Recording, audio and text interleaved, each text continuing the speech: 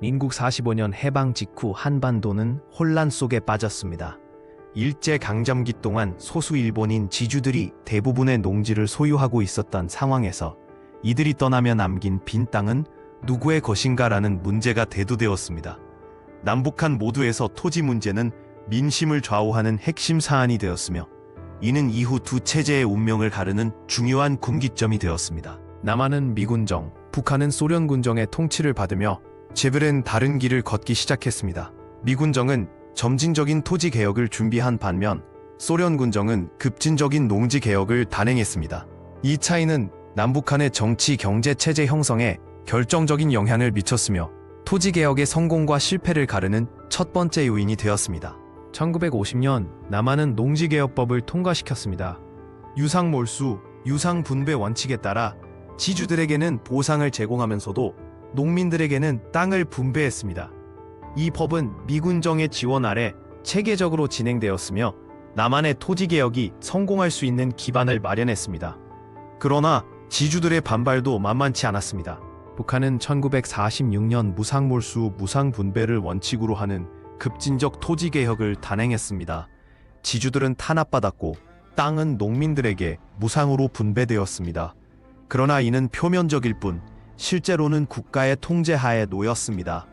이 정책은 계급투쟁을 강조했으며 이후 북한 경제의 실패로 이어지는 첫 번째 단추가 되었습니다. 남한은 단순히 땅을 분배하는 데 그치지 않고 자영농 육성 시스템을 구축했습니다.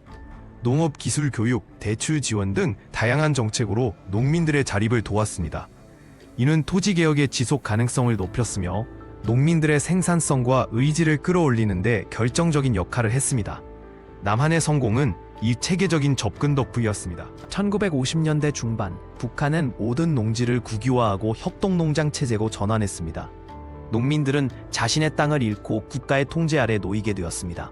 이 정책은 생산성 저하와 식량 부족을 초래했으며 북한 경제의 침체로 직결되었습니다. 급진적 개혁의 후유증은 북한 사회에 깊은 상처를 남겼습니다.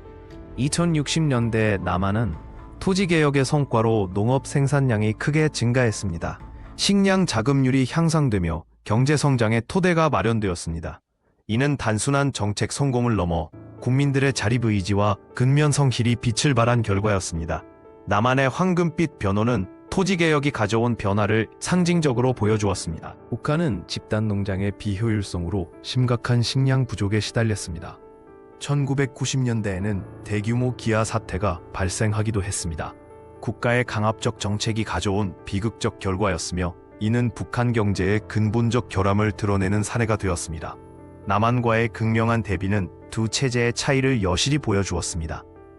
남한은 토지개혁의 성공을 바탕으로 1970년대 산업화와 농업 현대화를 동시에 이루어냈습니다. 자영농들은 점점 더 효율적인 농업기술을 도입하며 생산성을 높였고 이는 국가 경제 전반의 성장으로 이어졌습니다. 토지개혁이 없었다면 대한민국의 기적같은 성장도 불가능했을 것입니다. 토지개혁의 성공과 실패는 단순한 역사적 사건이 아닙니다. 이는 국민을 신뢰하고 자립을 도운 국가와 통제와 억압을 선택한 국가의 운명을 보여주는 살아있는 교훈입니다. 대한민국의 오늘날 번영은 그 시절 농민들의 땀과 희생이 있었기에 가능했습니다. 우리는 이 교훈을 잊어서는 안 될 것입니다.